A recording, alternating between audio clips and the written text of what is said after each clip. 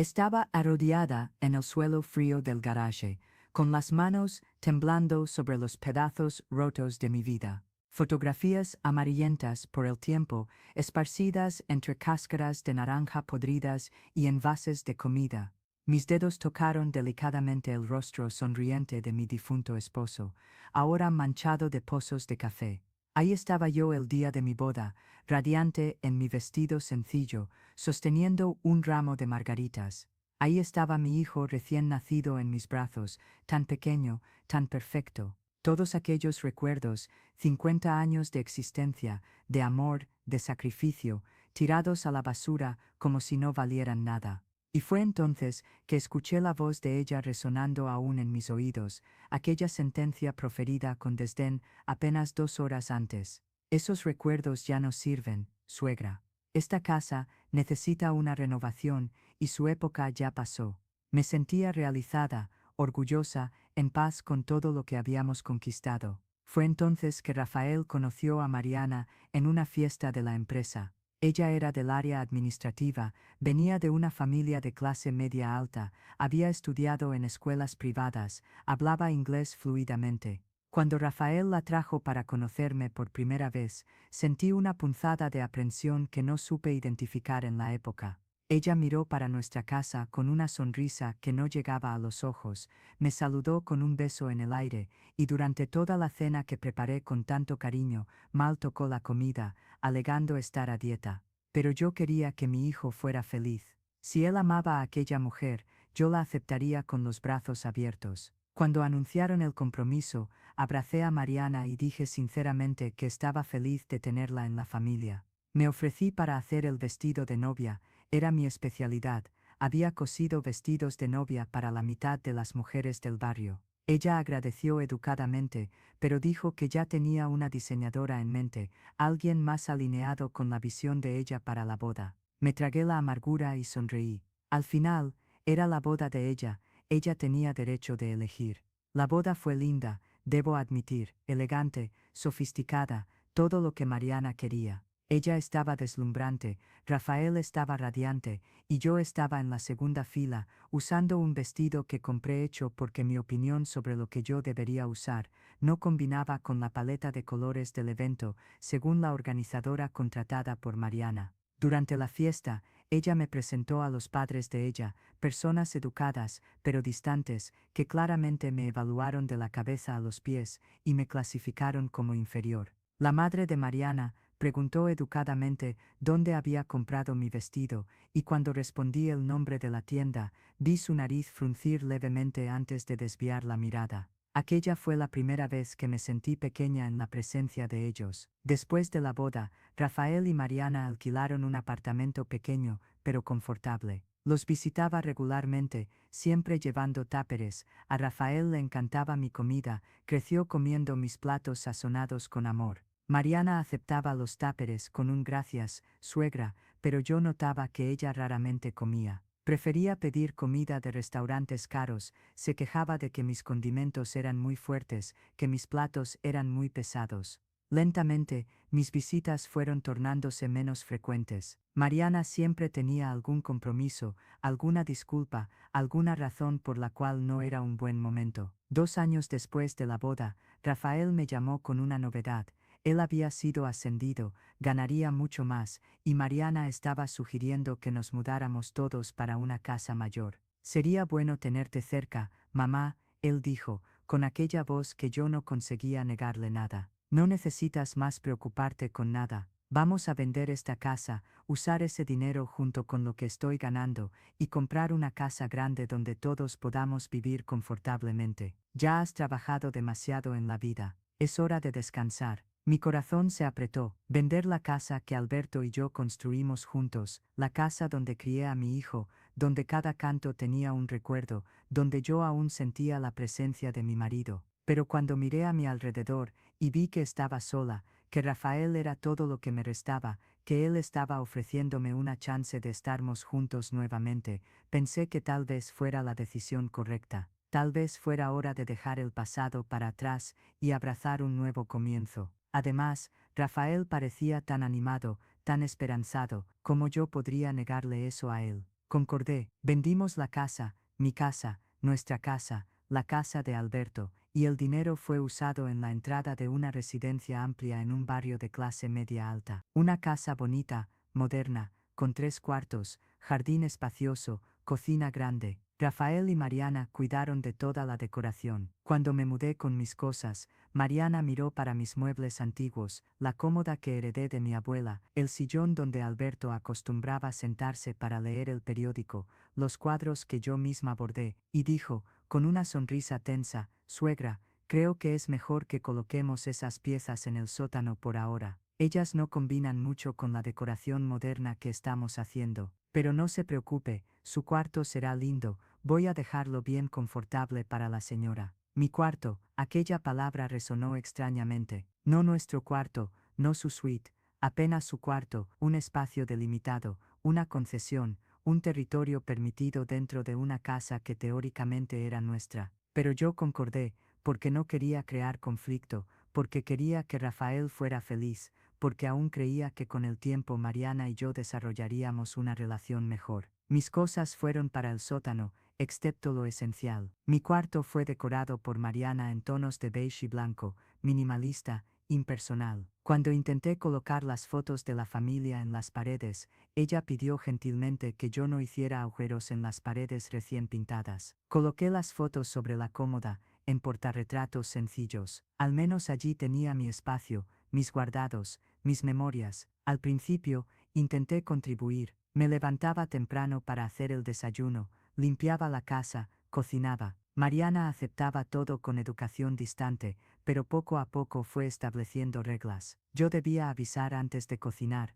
pues ella estaba planeando las comidas de la semana. Yo debía consultar antes de limpiar, pues ella tenía una empleada doméstica profesional que venía 2 veces por semana. Yo debía pedir permiso antes de tocar cualquier parte de la casa, pues cada cosa tenía su lugar específico en su sistema organizacional. Lentamente, fui retrayéndome, ocupando cada vez menos espacio, haciéndome cada vez más pequeña. Rafael trabajaba mucho, llegaba tarde, viajaba frecuentemente por trabajo. Cuando estaba en casa, Mariana era cariñosa conmigo delante de él, siempre solícita, siempre gentil. Pero cuando quedábamos a solas, su verdadero rostro aparecía. No era agresiva abiertamente, Mariana era demasiado inteligente para eso. Sus crueldades eran sutiles, calculadas, dichas con una sonrisa que no alcanzaba los ojos. Suegra, creo que es mejor que no use esa ropa cuando tengamos visitas, es un poco anticuada. Suegra, ¿será que podría cenar más temprano? Es que tenemos amigos viniendo y preferiríamos tener privacidad. Suegra, por favor, no cuente esas historias antiguas de Rafael a nuestros conocidos, es un poco vergonzoso. Comencé a cenar sola en mi cuarto cada vez más frecuentemente. Comencé a evitar la sala cuando había visitas. Comencé a disculparme por ocupar espacio, por existir. Y lo peor, comencé a creer que realmente estaba siendo una molestia, un peso, alguien que no se adecuaba a aquel nuevo mundo sofisticado que mi hijo había alcanzado. Si has llegado hasta aquí en esta historia, y ella ha tocado tu corazón, suscríbete para continuar acompañando relatos reales que hablan sobre familia, superación y la fuerza que encontramos en los momentos más difíciles de la vida. La gota que derramó el vaso comenzó hace 3 meses, cuando los padres de Mariana vinieron a cenar. Ella pasó semanas preparando todo, decorando la casa, planeando el menú.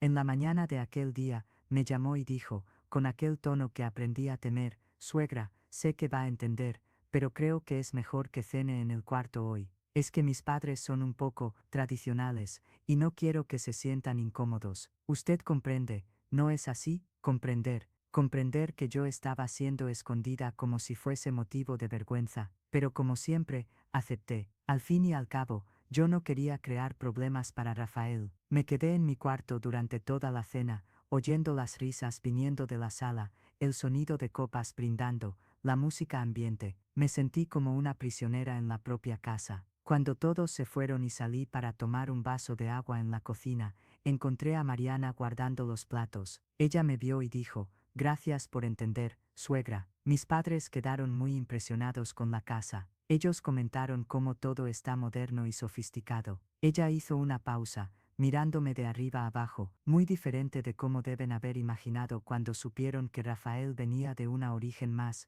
sencillo. Aquella palabra, sencillo, dicha con tanto veneno, con tanto desdén, como si toda mi vida de trabajo, de sacrificio, de amor, pudiese ser resumida y disminuida por aquel adjetivo cruel. Volví a mi cuarto con lágrimas escurriendo silenciosamente por el rostro. Miré para las fotos en la cómoda, yo y Alberto jóvenes y enamorados, Rafael niño sonriendo, momentos de una vida que construí con dignidad, y por primera vez me pregunté, ¿cómo permití que llegase a este punto? Las semanas siguientes fueron aún peores. Mariana comenzó una reforma de primavera, según ella. Quería renovar la decoración, modernizar aún más la casa. Pasó días escogiendo nuevos cuadros, nuevos almohadones, nuevos adornos, y fue entonces que ella entró en el sótano donde mis cosas estaban guardadas. Yo estaba en la cocina cuando la oí gritar, «Suegra, necesitamos conversar sobre estas cosas antiguas del sótano. Está todo empolvándose, ocupando espacio. Necesito este lugar para guardar las cosas nuevas que estoy comprando». Bajé corriendo. Allí estaba ella, en medio de mis memorias, sosteniendo mis cajas de fotografías con evidente disgusto. «¿Qué es todo esto?», preguntó, abriendo una caja y haciendo cara de asco para las fotos antiguas. «Son memorias de décadas, que deben estar todas estropeadas por el tiempo. Sinceramente, suegra, usted necesita aprender a desprenderse. Guardar tanta cosa antigua no es saludable». Algo en mí se inflamó. Esas son mis fotografías de familia, son recuerdos de mi vida con Alberto, de la infancia de Rafael. No son solo cosas, son memorias. Mariana suspiró, con aquella paciencia exagerada que se usa con niños o personas mentalmente incapaces. «Memorias quedan aquí», ella golpeó en la propia cabeza. «Usted no, o necesita papel viejo para recordar el pasado. Y seamos honestas, ¿qué utilidad tienen estas fotos? Nadie las mira, solo acumulan polvo y mojo. Voy a separar algunas que parecen menos dañadas, y el resto, bueno, el resto lo voy a descartar». Descartar. Ella habló sobre descartar mi vida, como si estuviera tirando basura reciclable. Intenté argumentar, intenté implorar, pero ella fue inflexible. «Suegra, esta casa es de Rafael y mía. Tenemos el derecho de decidir lo que se queda y lo que se va. Usted está aquí como nuestra invitada, y los invitados necesitan respetar las reglas de la casa». Invitada. Yo no era parte de la familia, no era dueña de nada. Yo era una invitada que debía agradecer por la hospitalidad. Corrí a mi habitación llorando a mares y llamé a Rafael. Él estaba en viaje de negocios, pero contestó preocupado. Entre sollozos, le conté lo que estaba pasando. Rafael se quedó en silencio por un momento, y entonces dijo, con una voz cansada, que me partió el corazón: «Mamá, por favor, no causes problemas. Mariana solo está tratando de organizar la casa. Unas fotos viejas no son tan importantes. Cuando vuelva, hablamos con calma. Está bien, pero por favor, intenta entenderte con ella». Colgué el teléfono con las manos temblando. Mi propio hijo, el niño que llevé en el vientre, que amamanté, que crié con tanto amor, me estaba pidiendo que aceptara pacíficamente que mi historia fuera descartada. Me sentí completamente sola en el mundo. Pasé la noche en vela, mirando las fotos que aún tenía en el cuarto, recordando cada momento capturado allí, y tomé una decisión. Por primera vez en años, yo lucharía, yo no dejaría que borraran mi existencia sin resistir. A la mañana siguiente, bajé decidida. Mariana estaba desayunando, mirando el celular distraídamente. Me senté a la mesa, respiré hondo y dije, con una firmeza que no sentía hace años: «Mariana, necesitamos tener una conversación seria». Ella levantó los ojos, sorprendida con mi tono. «Esas fotos no serán descartadas. Son todo lo que tengo de mi vida con Alberto, de la historia de mi familia. Puede que tú no le des valor a esto, pero para mí son inestimables. Voy a alquilar un espacio propio para guardarlas, o llevarlas a mi cuarto, pero no permitiré que sean tiradas a la basura». Mariana puso el celular en la mesa lentamente, sus ojos entrecerrándose. «Suegra, creo que usted está olvidando su posición aquí. Esta no es su casa. No tengo obligación de guardar sus cosas antiguas. Y francamente, ya estoy siendo muy generosa al permitir que ocupe un cuarto entero aquí». Permitir. Aquella palabra nuevamente, como si yo fuera un animal de compañía tolerado. Pero esta vez, no me callé. Esta casa fue comprada en parte, con el dinero de la venta de mi casa, de la casa que Alberto y yo construimos juntos. Así que sí, yo tengo derechos aquí. Mariana se rió, un sonido cruel y helado. Ah, suegra, ¿usted realmente cree eso? El dinero de la venta de su casita vieja mal cubrió la mitad de la entrada de esta propiedad. Todo el resto, toda la hipoteca, todos los costos, son pagados por mi marido. Sí, mi marido, y por mí. Usted no contribuye con nada, no paga cuentas, no trabaja, no hace nada más que ocupar espacio y vivir de la caridad de mi matrimonio. Así que no venga a hablarme de derechos. Sus palabras fueron como latigazos, cada uno acertando una herida abierta. Pero antes de que pudiera responder, ella continuó, ahora de pie, inclinándose sobre la mesa en mi dirección. ¿Quiere saber la verdad? Usted es un lastre en esta casa. Rafael solo la trajo, porque le da lástima. Yo acepté, porque no quería ser la villana, pero estoy cansada de fingir. Su ropa anticuada, sus historias repetitivas, su presencia constante, recordándonos un pasado mediocre, que Rafael trabaja tanto para superar. Usted representa todo lo que queremos dejar atrás. Fue entonces que ella hizo lo impensable. Se levantó, fue hasta el sótano, agarró 2 cajas de mis fotos,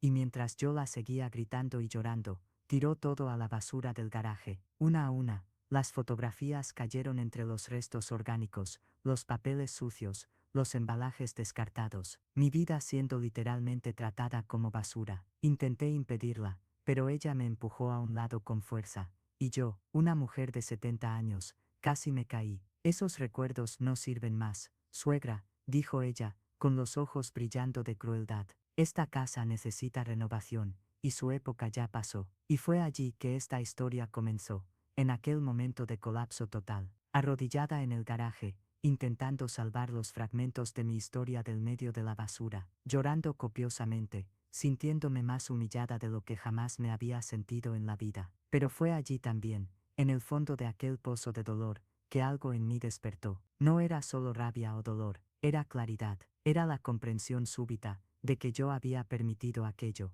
que mi pasividad, mi silencio, mi necesidad desesperada de no crear conflictos, me había transformado en víctima. Y yo no, ella era una víctima, yo era una sobreviviente, yo era una mujer que había criado a un hijo sola tras enviudar, que había trabajado hasta los huesos para darle una vida mejor, que había enfrentado décadas de dificultades sin jamás rendirse. ¿Dónde estaba aquella mujer? ¿Cuándo la había abandonado? Limpié las lágrimas con el dorso de las manos sucias, recogí cada fotografía que conseguí salvar, limpiándolas cuidadosamente, colocándolas de vuelta en las cajas que también rescaté de la basura. Subí a mi habitación cargando aquellos tesoros maltratados y los coloqué sobre la cama. Entonces tomé mi celular e hice algo que debería haber hecho hacía mucho tiempo.